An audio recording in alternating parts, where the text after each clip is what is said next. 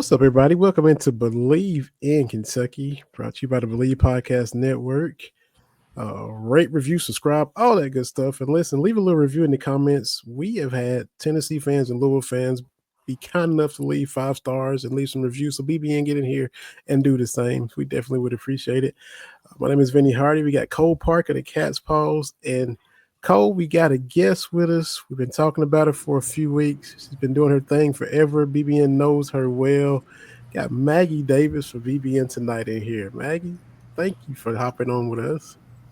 Oh my gosh, thank you guys for having me. I'm impressed you have fans from those other teams leaving good comments. That means something's going really well around here. Good for you guys.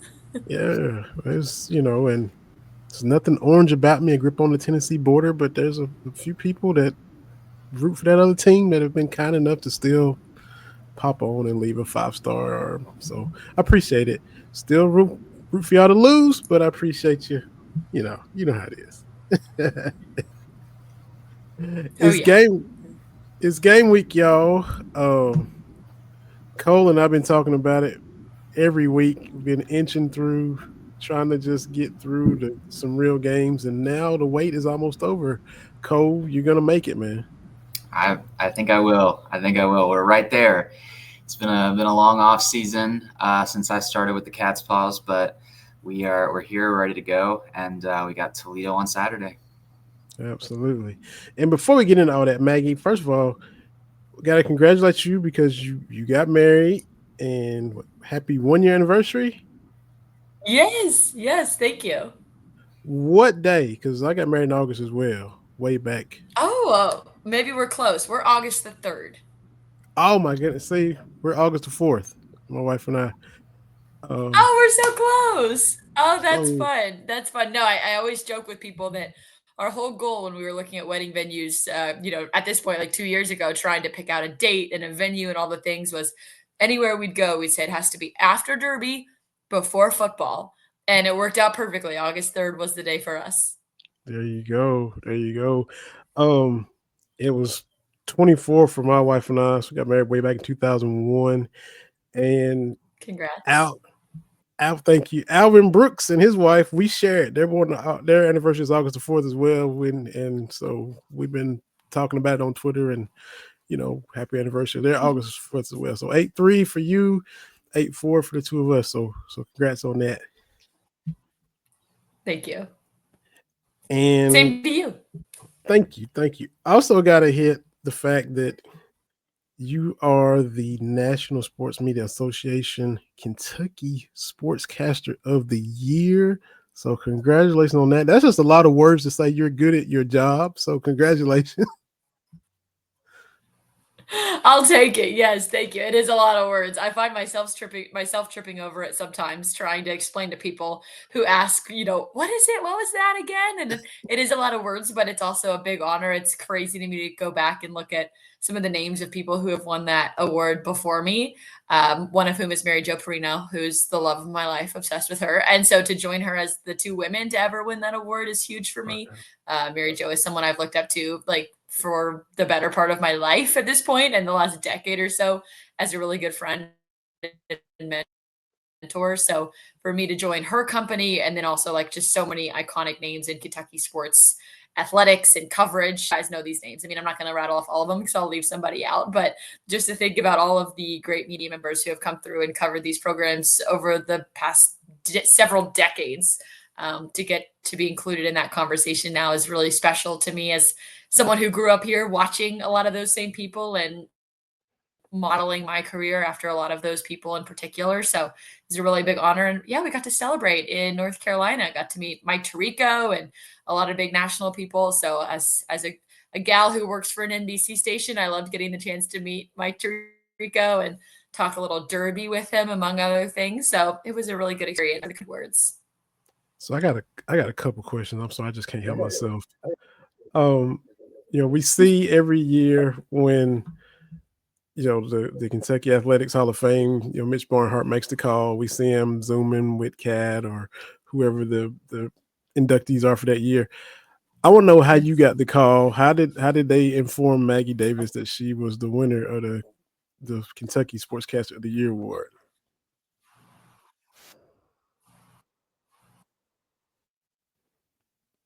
That's a very good question. I like it. So, leading the charge with the NSMA. So he's, gosh, I don't want to butcher his title, but as far as I know, he's the end all be all head man in charge of the NSMA. So Dave Gorin actually gave me a call one afternoon and told me over the phone. It was really exciting. He called me, I think it was the night before they actually made the official announcement and press release and post and everything. They announced a winner from every state sportscaster, which is typically a TV person, and a sports writer, which whether it's newspaper, blog, the athletic, et cetera, anything like that.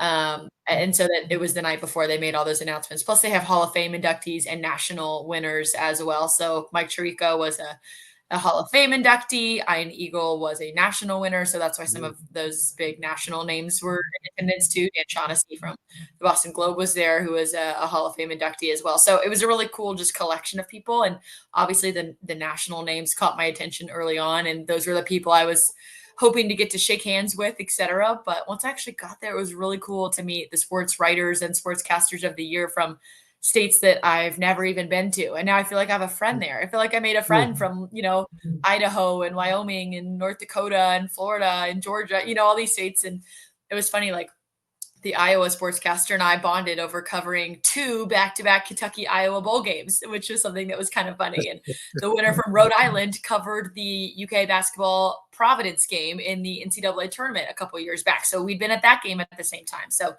it's a small business, it's a small industry. So a lot of people I had cross paths with at some point, but kind of fun to put all the pieces together for sure. Yeah, absolutely. And my second question before we get into football is Mike Tirico exactly like he is on TV? Is he a little bit different? What's he like? Oh my gosh, exactly like he is on TV. He's so well spoken. Obviously, he talks. I mean, I don't even know how much he talks on TV every week once the sports season really gets rolling. But he is so kind, very thoughtful, really just like a great listener. I felt like I said something on day 1 and day 3. He made reference to it and, remembered my name and all that little stuff. I'm sure he's met so many people and covered so many games over the decades that he's been in this industry that he's gotten probably really good at, name recognition and memorizing fun facts and stuff like that. But we had a couple of great conversations and he was really kind and thoughtful and generous with his time, not just with me, but really with everybody there. Like one of the events we had one of the mornings, other than just like the ceremony, it was really a networking convention type situation. And they had guest speakers and panels and everything. And he went to a whole review one morning where he watched people's reels and offered people feedback. And that was really beneficial. Again, not just to me, but to so many people in attendance. And not just the winners were there. They actually had a lot of students from colleges in the area there as well, a bunch of different North Carolina colleges and universities. So really cool to see him pass down some Mike Tirico wisdom to the next generation, maybe, of Mike Tiricos. That is really cool. So congratulations again. I had to ask you about all that one since we had you on. I appreciate it. That's nice. I'm tired of talking about me though. Let's talk about football. So Cole, man, CP, your thoughts on the week. It's actually game week. We got depth charts. We got, we're as close as we can get without having it. So your impressions on what you saw. Everybody's tired of camp and all that, but your thoughts on what you saw and some of the stuff you wrote, some of the quotes you got, man. Yeah, I mean, obviously the big thing was the depth chart releasing on Monday. We did a pretty big piece about that, listing the depth chart and then talking about the QB battle, which was officially, as I said, won by Zach Calzada. I knew what the game was before it even got started. And, I did a long piece that was probably around 2,000 words looking at everything Mark Stoops had to say about that depth chart. There was a few little interesting notes here and there. Ty Bryant, defensive back, being punt returner, was one of them. Stoops said they might be 8 deep on the offensive line. They intend to use 8 players, not just the starting 5. We had of a room of 18 wide receivers, 9 of them are on the 2 deep depth chart. 3 OR distinctions across the board there, a ton of ORs all across the board. The nickel doesn't have a single starter. It has 3 ORs. Today, obviously, Maggie and I, we got to go out to the practice fields. We spoke with Bush Hamden, the offensive coordinator, a couple of the players there. I mean, Zach Calzada was out there. I talked to Troy Stellato, Hardly Gilmore, a couple other guys out there, but really just diving deep into what we can expect as we get closer to Toledo. It's one that, I think I was talking to somebody else, and they're like, I'm tired of saying Toledo might upset Kentucky. I'm tired of hearing it. So we'll see. We'll see on we'll see on Friday or Saturday. And there's a lot of things that we'll have to wait and see about. So that's what Bush Hamden told us. What about you, Maggie? Yeah, I mean, you hit the big highlights. I think in terms of waiting and seeing, obviously you have to point out the quarterbacks first. I'm really interested in the wide receiver battle. You mentioned 9 deep. I had the chance to talk with LaDainian Washington today in his first year on the Kentucky coaching staff. And I kind of joked with him a little bit, like we've all had a lot of fun because a couple weeks ago, you told us your room was going to be 8 deep. And he's like, yeah. I said, well, then you went and put 9 onto the depth chart. And he said, that's because we're 9. So I think that's just what the program is rolling with at this point, and that's the big wait and see for me. Obviously, everybody's excited to see Zach Calzada because if we're being honest, how many people had the chance to watch Incarnate Word last year?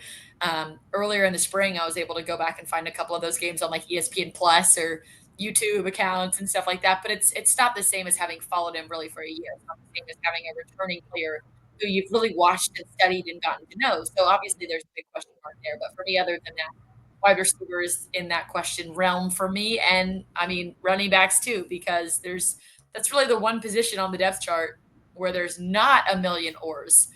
Cole talked about the oars all over the depth chart. There's only 2 guys listed at running back, and neither one was here last year.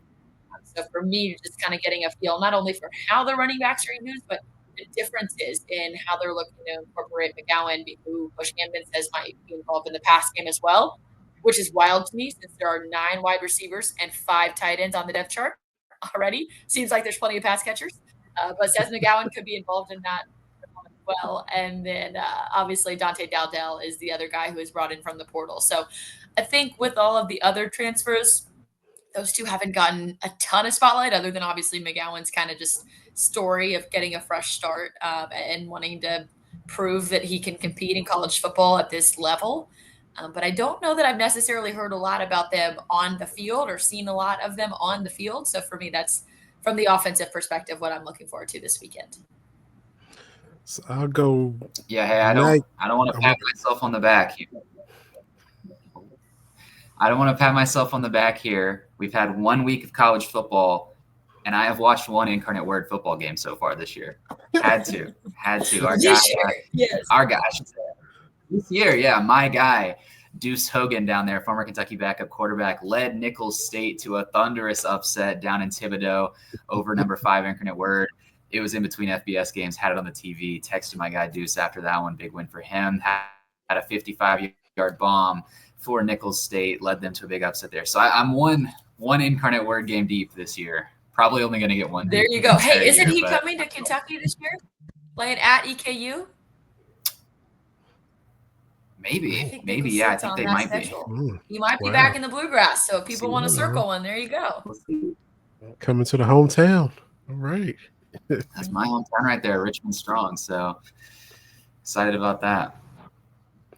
So I will go Maggie first, then Cole. You talked about how deep the wide receiver room is. We heard all camp. Nobody separated themselves. So who will separate themselves and become the legit WR1? And what game will this take place, if y'all had to guess? Good question. You said me first? Yeah. Uh-huh. Okay.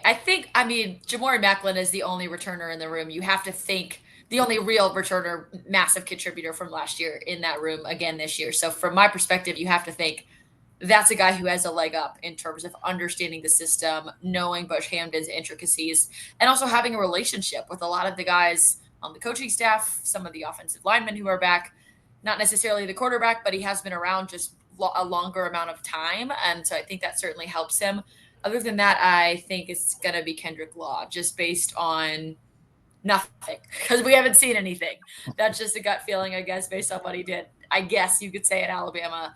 And from what very limited reps we saw in practice, he was not at the one practice I was able to go to, did not show out. Was unable to play. Stoops at the time said he was dealing with something minor. He's been back now for the last week or two, so it seems like no big deal. We came in today, Cole and I were both there among other media members, and the quarterbacks were still kind of working with some of the guys. And it seemed like Calzada and Law were really working on something together. Just, I don't know if it was a specific route or a specific, I don't really know what it was. It was hard to tell. Like I said, we got in at the very end. Practice in quotes was over. That was just sort of like a little extra thing they were doing afterwards. So for me to see the quarterback and one of the wide receivers working like that after practice, again, very small sample size here, to me that says they're working on cooking up something for us on Saturday. So Kendrick Law's another one I would point to. I don't think that the big breakout will come this week. One, because it just does take time to gel. And two, because I think Stoops has shown us over the years he doesn't like showing all of his cards in week one, especially when there's an opponent in your conference coming to town in week two. I think you look back over the course of the last decade, a lot of times it's been Florida. It's been Florida in that week two slot, and they've not wanted to give too much away in the opener, trying to save some juice for the Gators. This year, obviously, it's Ole Miss, it's Lane Kiffin. That game's going to mean a lot to both programs and really set the table for the kinds of seasons ahead. So I think both coaches are going to keep things close to their vest in week one, but start laying them all out in week two. Yeah, I mean, I think a lot of the conversation that's really interesting about it is if no one's really separated themselves as wide receiver one, why? What is keeping these guys from doing that? And, Bush talked about that a little bit today. He said, I feel like there's a couple guys who have day by day seem like they can be a wide receiver one, but they're not quite consistent in that. And we need to see some consistency. He also said, someone asked, is that going to be a strength or a weakness receiver one and having that guys? He said, we'll see. So, I think there's a lot of interesting things there. I like a lot of what Maggie said there. Jamori, I can't, he was a guy that talked about leaving in the offseason. I can't imagine him considering leaving and coming back if he didn't think he was going to have a very big role in this team. He's a guy that we've all been expecting to be a kind of wide receiver one kind of guy. Kendrick Law is obviously a massive, massive name coming in here out of Alabama. I was really like him. Also, plays from Hardly Gilmore.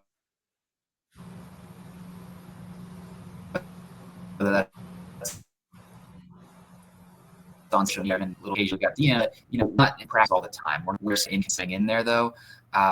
In terms of a guy I expect to play a lot and maybe not be the wide receiver one, I got to talk a lot with Troy Stellato today. Kind of won me over a little bit. Big Patriots guy growing up around Salem, big Boston guy. So he's a big fan of all the Boston. But I was talking to somebody who had been seeing some of these practices that most of the media is not able to see. And they kind of compared him to more of a Julian Edelman type of receiver, the guy who's going to, not necessarily like the go-to guy on every play, but he's a big possession guy, can make those tough catches, fight for the catch. And, I talked to him about that today, and he said he takes a lot of pride in that comparison, that Julian Edelman's one of his idols receivers. So he's a guy I expect to play a lot, maybe not really be the wide receiver one in terms of who I'd expect to be. I would also go Law. I would say give the talent to do it, what it is that's kind of keeping him from that consistent level.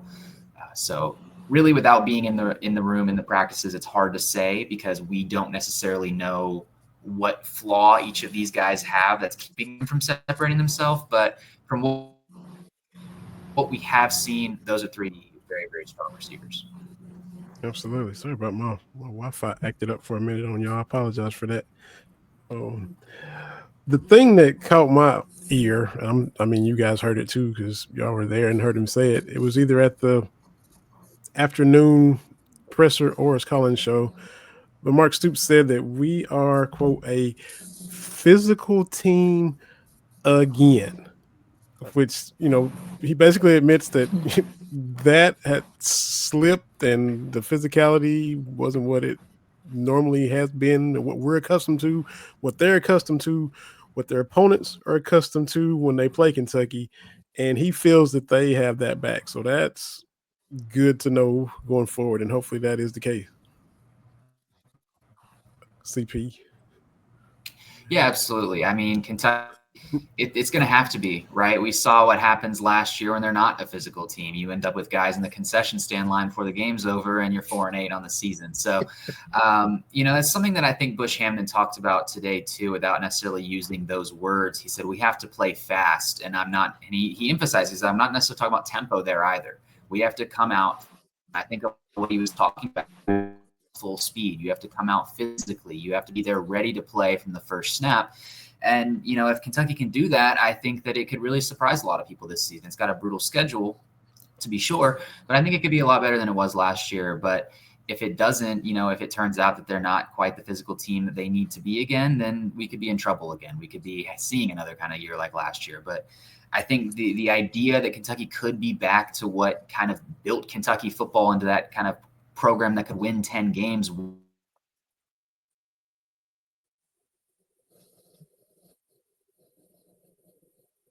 And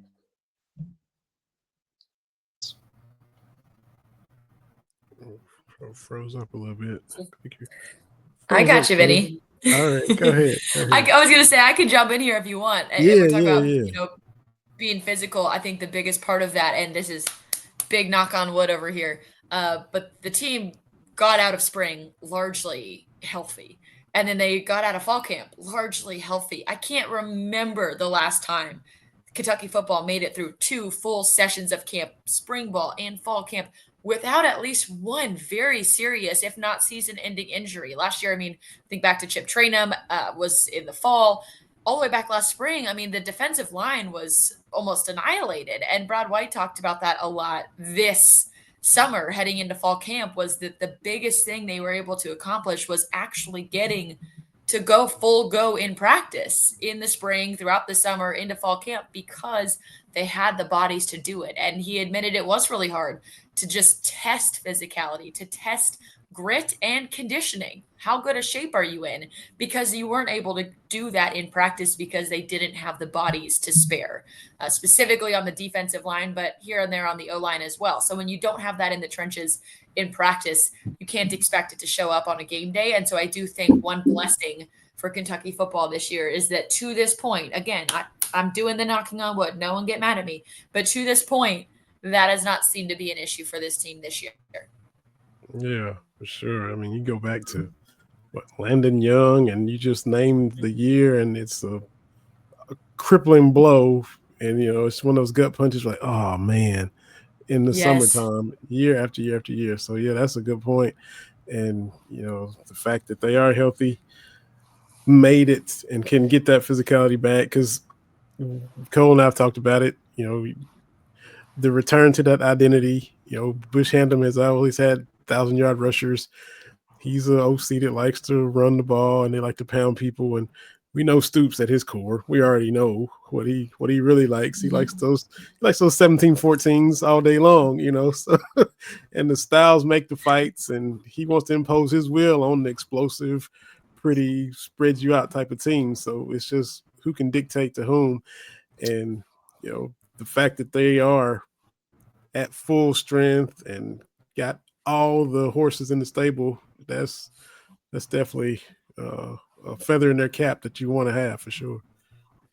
Yeah, and I think what last year showed us too is fans are a little okay with maybe a 17-14 type showing every now and then, as long as Kentucky is the 17. I think there were stretches last year where fans were frustrated by the fact that the team had deviated so much from that identity. Like, why can't this team trust the big blue wall? Why can't this team hand it off to a running back on a 3rd and short and expect a running back to get that first down? Because that was something that had just become part of the fabric of Kentucky football. And when that goes away, it's easy to say, hey, maybe we've taken that for granted the past couple of years. I don't think that'll be the case anymore. So even if, like you said, it is a style of offense that's not necessarily that fun, spread it out, chuck it downfield, see if you can get Barry on Brown, a 3rd and 47 or whatever it was in Oxford last year. Every now and then, those are the fun moments. We remember those moments, but that's not necessarily what Kentucky did to win 10 football games for those couple of seasons where that was the case. And so I think if you have to go back to your identity a little bit at this point, I see a sense of the fan base that says, like, all right, I'm okay with that. Let's just get back in the win column. Yeah. And, you look at the last 2 games, there's been several games against Ole Miss that we should have won. Seriously. But the last 2 times in Oxford, it's 22-19 when Dane Key supposedly illegal motion, whatever. And then last year, 20-17. And, they love to Lane Kiffin foot on the gas, score 50, 60, however many points he can put on you. But those are knockdown dragouts. Stoops and Kentucky imposed their will and dictated the style. So they no doubt think they can do it again, coming with Ole Miss coming up here. Not as much success against Tennessee, but he wants those types of games with anybody, and he's not scared to get into those types of games if he can do it for sure. Cole, man, you're back. Let's get some insights and nuggets, man. Sorry about the freezing up, man. Nah, it's all good. It happened. Part of the show, right? That's showbiz. Yeah, for sure. So, a couple more things too, because I know you got the puppy duty and all that coming up. Oh my Maggie. gosh, can you hear? I'm sorry. I'm sorry. It's all right. It's like when Barkley was on, when Aaron had Barkley. We got Cole and I did a poll. We got Chip Trayanum coming back to play against his former team. We got Travis Perry coming back to play against his former team. Who will have the bigger game? Who will put up the bigger numbers in these guys, games against the Cats? Will Chip ball out more? Will TP ball out more, in your opinion? Ooh, this is a good question. I love this question. I am going to say Chip Trayanum. I'm going to say Chip, because I also think there's a layer here of he didn't really get to play at all last year. And this is a guy who was playing at Ohio State, the biggest stage, the brightest spotlight. And then from that really, peak, not necessarily in a totally featured role, but in a really prominent offense, to struggling last year to even get on the field, whether it was injuries or later in the season, just so far down the depth chart at that point from not playing for so long. I think he's just going to be chomping at the bit to play against anybody. I think if Toledo was playing anywhere in the country, I could see him having a good, strong game in week 1, but especially the fact that it's here. I'm circling Chip Trayanum. It's hard to argue that. It's hard to argue. And Stoops alluded to that. When healthy, he's going to get the tough yards, aggravating yards, and all that. So hopefully not too many, Chip. But as long as he's in there, he's gonna and get totes, get carries and all that stuff. Yeah, but we just don't need. And I could see Travis Perry going off too. I mean, in a very similar way. Like he didn't have the best end of the season, even though he sort of earned his way into somewhat of a rotation at Kentucky. But I don't know. I could also see like the Rupp Arena, the bigness of that moment being a lot for anybody. And I think you look back over the years, Malik Monk at Arkansas always stands out in my mind, like guys with homecoming games. And under John Calipari, we had so many of those. And I'll never forget Malik against Arkansas that year, right? Like that's just sometimes there just is something extra. But there's also a lot of examples of guys going against their hometown or home state or former team that really have quiet nights or off nights, and they put too much pressure on themselves. So I think that could be the case for either one of these two guys, Chip or Travis. And I never really got to know Chip at all last year. Obviously, wish the best for him. Travis is someone that we've all known because he played high school ball here. He's from here. He came to Kentucky. I covered him a lot last year, did a lot of interviews with him. So I wish him the absolute best, and it'll be really interesting to see how all that plays out for them too. Yeah, for sure. These might seem like softballs, but I'm going to ask anyway. In y'all's opinion, which position group has the most pressure going into the season for Kentucky football? Cole first, man, since you're with us. I think that's interesting because that was a question that Bush Hamden got asked today, and he said, I think we all have a lot to prove. I think we're all under a lot of pressure. We all have to do a lot better. But being candid, it has to be the offensive line, right? I mean, Kentucky had the big blue wall for so long, and for so many years now, it's felt like it's just not quite there. You've got a ton of veteran transfers coming in there to that group with Wolfschlager and Pete and, Brown and all those guys coming in there. And you got Jagger Burton up there at center, looking for kind of a do-over at the position, if you will. Stoops is promising. They've got 8 guys they think are viable there. Abaselm is a guy who was on the depth chart a lot last year. Malachi Wood is a guy who played last year. Now he's in a backup role.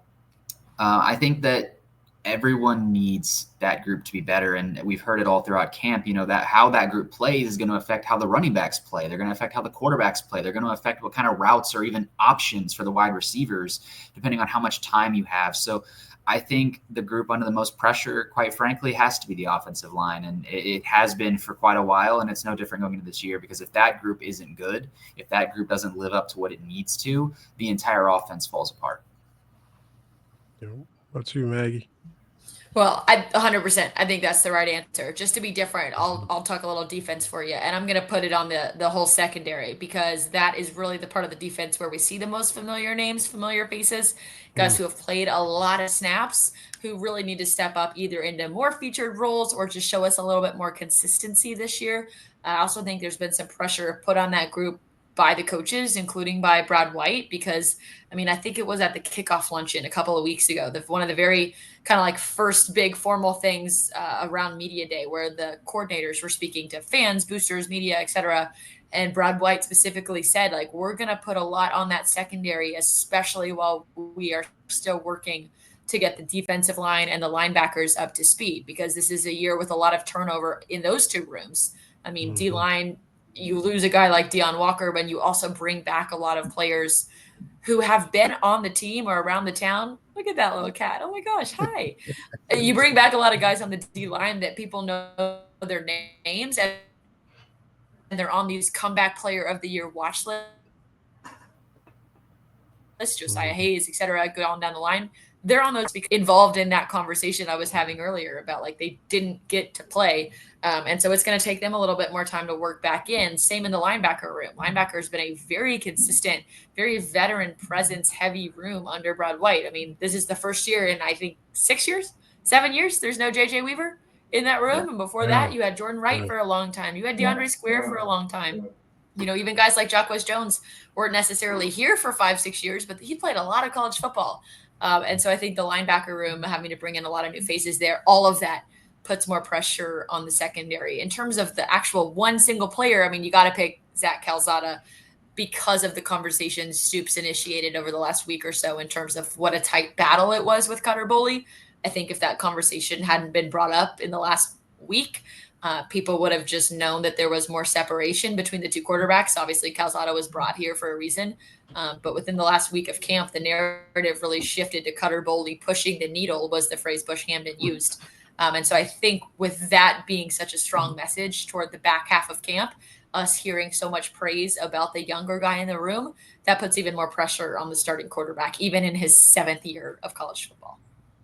Yeah, I agree with a lot of that. And I think, you know, JJ Weaver was such a steady presence in that room for such a long time, such a good player. Unfortunately, we saw got cut by the Panthers yesterday, I believe. So not going to be in an NFL roster this season. Zion Childress, I believe, did make the Cowboys roster, though. So that's a big one. It's my squad. That's my squad.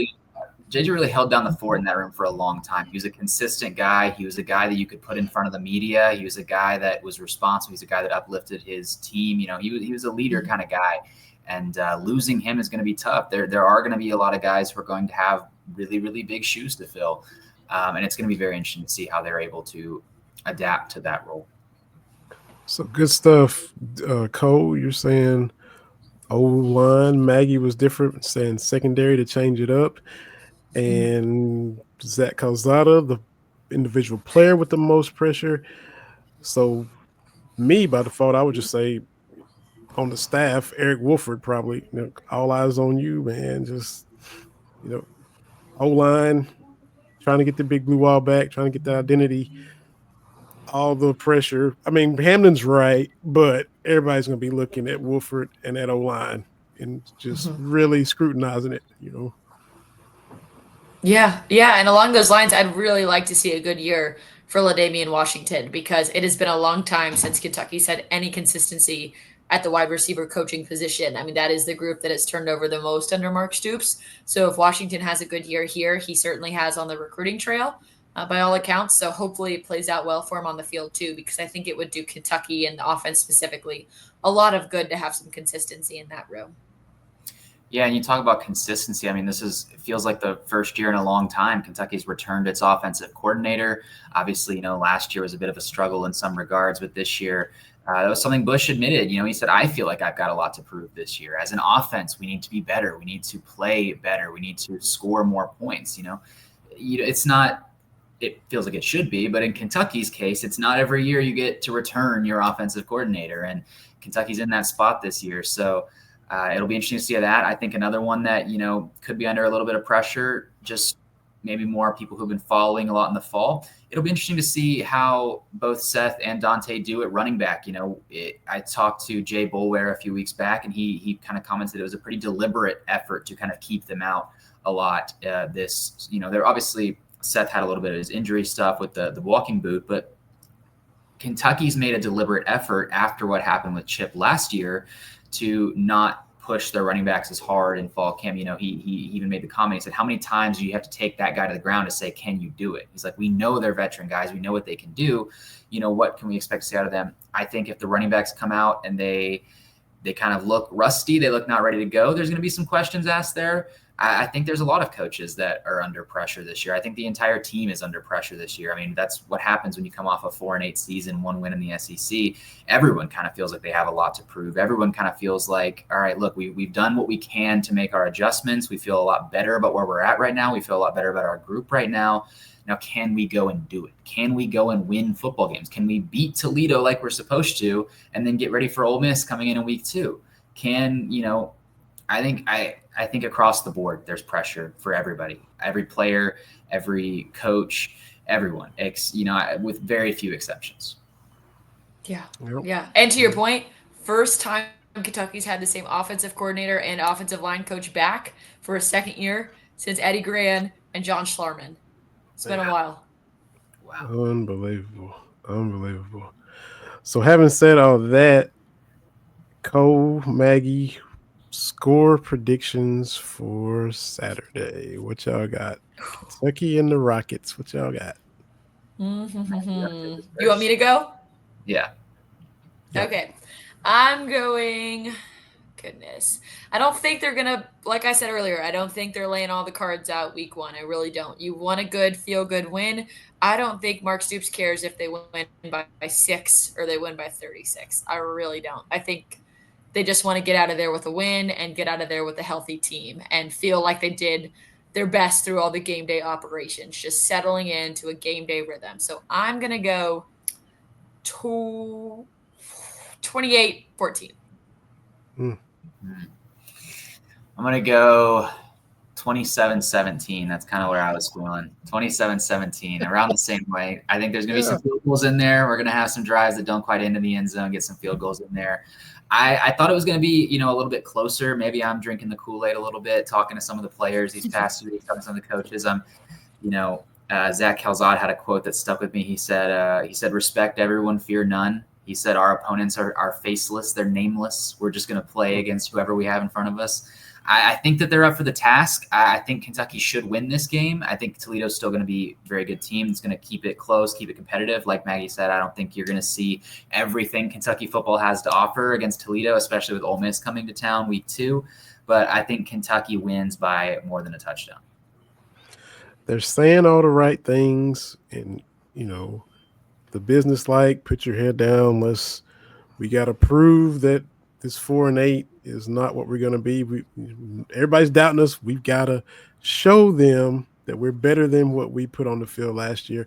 I'm right there with you all. I'm score-wise, I was going to say it was to replicate the score when Kentucky broke the streak against Florida, 27-16. I was right there with you guys. We're all right there in that same little neighborhood.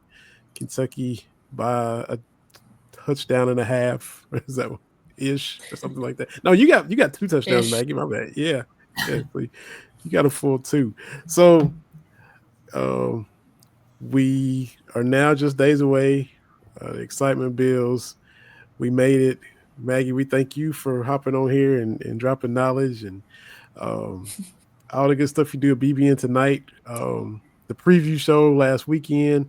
What else y'all got coming up for the week? Because I didn't get to give you a chance to plug that. I know it's gonna be a lot of football, but what else do you have? Yes. Keith and everybody got cooking up for us. Oh my gosh, every week's a good week, but this week is so much fun with football officially starting. I kind of joked on the show today, I feel like I have said Kickoff is closer. Kickoff is closer. So many times. I'm done saying it. It's here. Kickoff is almost here. I'm not saying it anymore. So I'm excited for that. Excited just to dive in a little deeper. Obviously, people have heard about Kentucky now for the better part of the last month. I'm excited to talk a little bit more about Toledo specifically, what kind of stuff we might see from them. And then if you want to talk about other sports on campus, have to shout out the volleyball team because they have a big trip to Nashville this weekend. One more tune-up game against Lipscomb. We'll see how that goes at Lipscomb. And then they play the number 1 team in the country, Nebraska, in Bridgestone Arena, Sunday at noon on ABC. I am pumped. We're sending down Sierra Newton and Hannah Hamelback from BBN tonight. So a 2-person crew covering volleyball for us on a Sunday in football season. I'm excited for that. So proud of our whole department for really being able to devote resources like that. I know not everyone is that lucky, so I'm really excited for our coverage of that game and really just volleyball season as a whole. You mentioned our football special. I appreciate the plug. I had the chance to sit down with Zach Calzada. Sierra Newton had an amazing story with Ty Bryant and his parents, who are both football coaches in town, mom and dad. So if anybody missed that special, it's online right now on our website, bbntonight.com. And you can always watch our show weeknights at 7:30 on LEX 18. Good stuff. Good stuff. Cole, what you got cooking up on the Cat's Paws, man? Yeah, just putting some of the finishing touches on our basketball yearbook, getting ready for that. I got a couple of stories that I'm working on getting the groundwork foundation laid for that I think I'm going to be really proud of. A lot of football this week, though. Very football heavy with the first game week. We got defensive practice tomorrow. Back out of the practice field to talk to them. Probably talk to Stoops again on Thursday. Get ready for Saturday, all the game stuff there. Got some stories. I got to speak a lot with Troy Stellato today. I'm going to probably write a piece on him. Got some good stuff on a few other guys there. Obviously, Jason Candles from Toledo did his press conference that we were all sent on the Kentucky side. So very special shout out to the UK SIDs for that. Susan Lax did a wonderful job sending that out to everybody. And if we're praising other sports at UK, men's soccer cracked the top 25 after an upset win over Western Michigan to start the season. So let's go. Kentucky's up right now. We'll see if football can keep that trend going. And I'm very excited to get to my first game with the Cat's Paws. I've been covering Kentucky for 4 years, so it's another good day for me. But my first one with the Cat's Paws is going to be very, very exciting. Yeah, that's special, man. That's special. That's awesome. So, congratulations to you both. Appreciate all the content that you guys put out on all platforms and all forms. Thanks for taking time to hop on this podcast. We appreciate it. Again, go and subscribe, YouTube, TikTok, Apple, Spotify, wherever you get your podcasts, you can listen or watch. We definitely would appreciate it. For Cole Park and Maggie Davis, my name is Vinny Hardy. It's been another episode of Believe in Kentucky. Go Cats. Enjoy your weekend. Next week, we'll be back talking Ole Miss and looking back at Toledo. Take care, everybody. For better or for worse. Exactly.